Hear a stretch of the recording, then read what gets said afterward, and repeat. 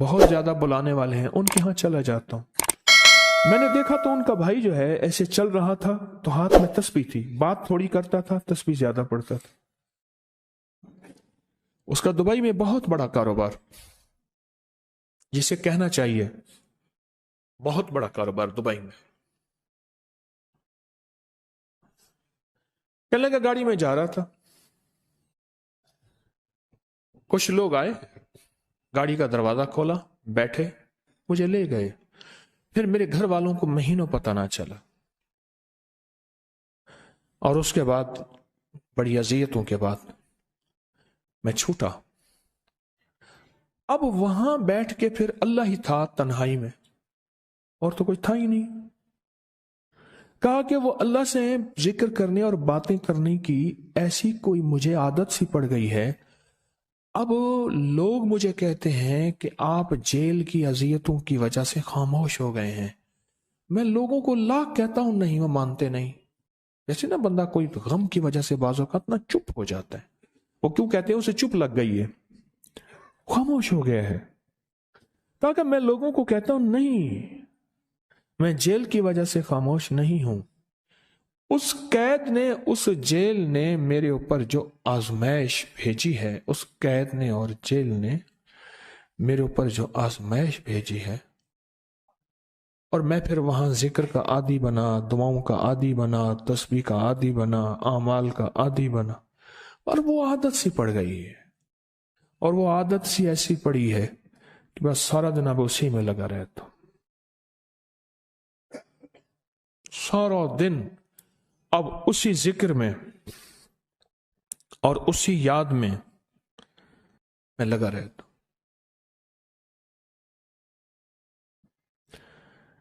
کہیں ایسا نہ ہو ہم بھی اگر ذکر سے غافل ہوئے، تسبیح سے غافل ہوئے، خدا نہ خواستہ ایسی آزمائش آ جائے، اور پھر ہم ذکر اور تسبیح اور اعمال کے عادی بن جائیں، اللہ سے عافیت مانگے۔ اور اگر ہماری زبانوں پہ تسبیح ذکر آ گیا ہے عافیت کے دنوں میں، تو سمجھ لیں یہ اس کی عطا ہے، یہ اس کی نعمت ہے، یہ اس کی کریمی ہے، یہ اس کا فضل ہے۔ اس نے بہت بڑی آزمائش سے پہلے ہمارے اوپر اتنا کرم کر دیا، اس کا بہت بڑا کرم ہے۔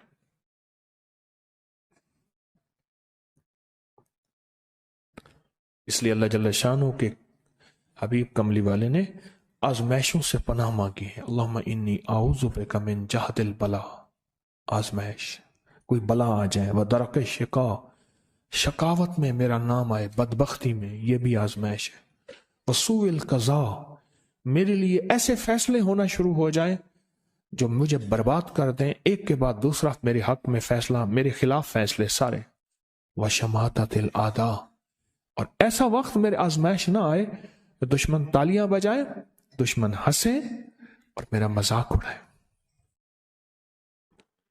اس لیے میرے آقا نے، میرے حضور نے آزمائشوں سے پناہ مانگی ہے، عافیت مانگی ہے۔ اللہم انی اعوذ بک من زوال نعمتک، اللہ نعمت دی پھر اس کا زوال آ گیا، وتحول عافیت، عافیت دی اور تو نے چھین لی۔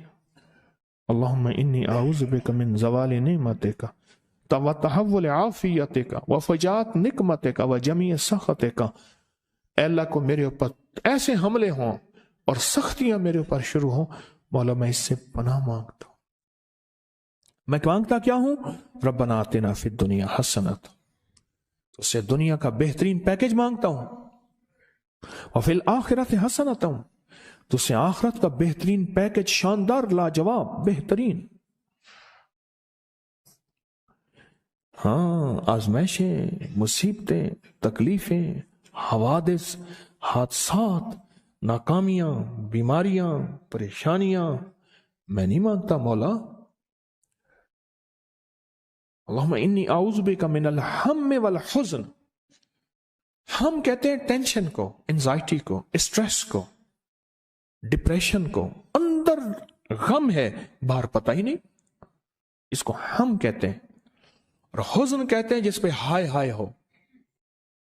اے اللہ میں تجھ سے اندر کا دکھ جو مجھے دیمک کی طرح کھائے، اور باہر کا دکھ جو مجھے تڑپائے، اندر کا دکھ کھائے اور باہر کا دکھ تڑپائے، اے اللہ میں اس سے پناہ مانگتا ہوں۔ ہم والحزن، عجز والکسل، ایسا کہ میں عاجز ہو جاؤں یا میرے پر سستی غالب ہو جائے۔ کتنے لوگ ایسے ہیں ان کے اوپر سستی غالب ہے، بہت بڑی مصیبت ہے زندگی کی۔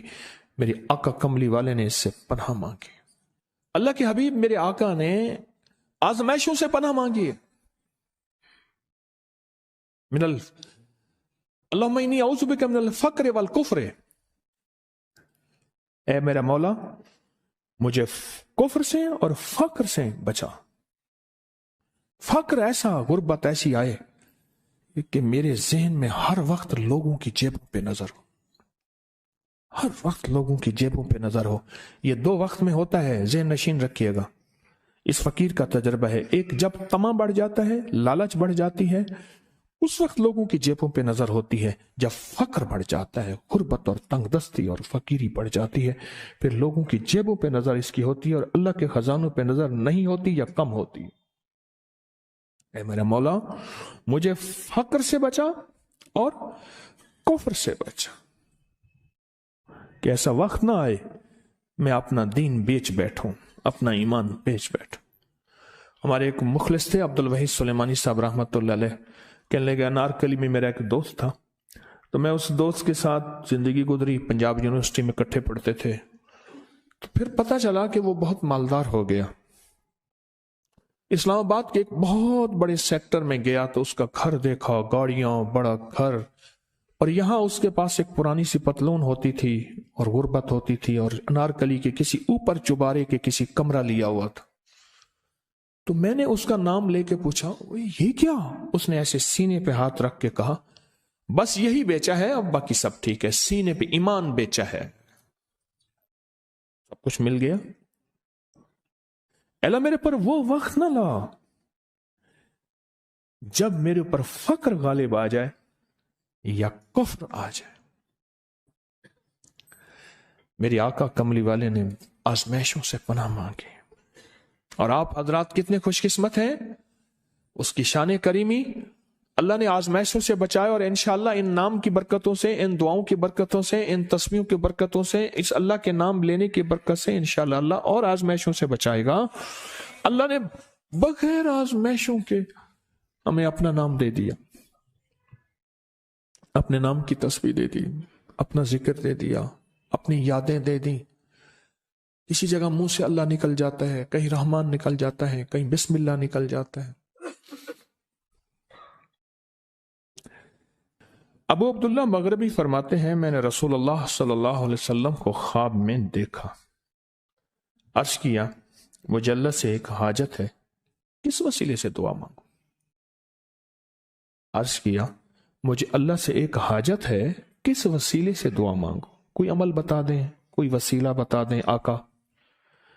میں نے حضور سے خواب میں سوال کیا تو آپ نے ارشاد فرمایا جس کو بھی اللہ سے کوئی حاجت ہو اسے چاہیے وہ سجدے کرے، یعنی 2 رکعت ادا کرے اور سجدے کی ہر رکعت میں 40 مرتبہ آیت کریمہ پڑھے، جو میں عمل میں بتایا کرتا ہوں، لا الہ الا انت سبحانک انی کنت من الظالمین۔ جب بھی کوئی مشکل ہو، الجھن ہو، پریشانی ہو، کوئی تکلیف ہو، کوئی مسئلہ ہو، تو میرے حضور نے فرمایا کہ تو ایسا کر، تو ایسا کر، تو کیا کر، تو نفل پڑھ، ہر رکعت میں سبحان ربی الاعلیٰ کے بعد 40 مرتبہ آیت کریمہ پڑھ، اور پڑھ ایسے ڈوب ڈوب کے، مانگ مانگ کے، گڑ گڑا کے، بھیکاری محتاج سائل اور منگتا بن کے پڑھ۔ اور حدیث میں آیا کہ کوئی مصیبت زدہ اس کو نہیں پڑھتا جس کی مصیبت دور نہیں ہوتی۔ آیت کریمہ کو فرمایا کوئی مصیبت زدہ اگر پڑھ لے اس کی مصیبت دور ہوتی ہے۔ اور ایک اور حدیث میں ہے کہ کبھی ایسا نہیں ہوا کہ کسی مسلمان آدمی نے کسی چیز کے لیے اسے پڑھا ہو اور اس کی دعا قبول نہ ہوئی ہو، اور اس کو ترمذی اور نسائی نے روایت کیا ہے۔ میرے آقا فرماتے ہیں کہ میں جب شب معراج میں میرا ایک شخص پر گزر ہوا جو نور عرش میں چھپا ہوا تھا، عرش کے نور میں اتنا ڈوبا ہوا تھا، خود چھپا ہوا تھا عرش کے نور میں۔ میں نے پوچھا یہ کون ہے؟ یا کوئی فرشتہ ہے؟ فرمایا نہیں۔ میں نے کہا تو پھر یہ کون ہے؟ فرمایا ایک انسان ہے، جب دنیا میں تھا تو یاد خدا اسے اس کی زبان پر تر و تازہ رہتی تھی، اس کا دل مسجد میں لگا رہتا تھا، آج اللہ کے حضور یہ نور عرش کے نور میں اتنا ڈوبا ہے کہ خود چھپ گیا۔ دو چیزوں کی وجہ سے، ایک، اس کی زبان ہر وقت اللہ کی یاد سے تر و تازہ رہتی تھی۔ جو دم غافل سو دم کافر، میں نے مرشد سبق پڑھایا ہو۔ حضور کہتے ہیں میں مرشد کے پاس گیا، میں نے کہا حضرت کو نصیحت فرما دیں۔ فرمایا میری نصیحت یہی ہے، جس دم غافل ہوگا سمجھ لے وہ دم تیرا کافر ہے۔ اور کافر کے معنی اصل ہیں انکار کے، وہ تیرا دم اللہ کے ساتھ جڑا ہوا نہیں ہے۔ پر میں ذکر کرنے والوں کی مثال زندہ کی ہے اور ذکر نہ کرنے والوں کی مثال مردہ کی ہے۔ حضرت خالد بن ولید نے فرمایا ایک طرف ہزاروں تھے اور فرمایا مجھے چند دے دیں، تو پوچھا آپ کو چند کیوں دیں؟ کہا وہ سارے مردہ ہیں، وہ کلمہ پڑھنے والے نہیں تھے، وہ سارے مردہ ہیں، مجھے چند کلمہ پڑھنے والے دے دیں، یہ سارے زندہ ہیں اور یہ غالب آئیں گے۔ اور یہی ہوا، اور یہ کلمہ پڑھنے والے غالب آ گئے۔ آپ نے فرمایا کہ غافلوں کے درمیان اللہ کی یاد میں لگا رہنے والا ایسا ہے جیسے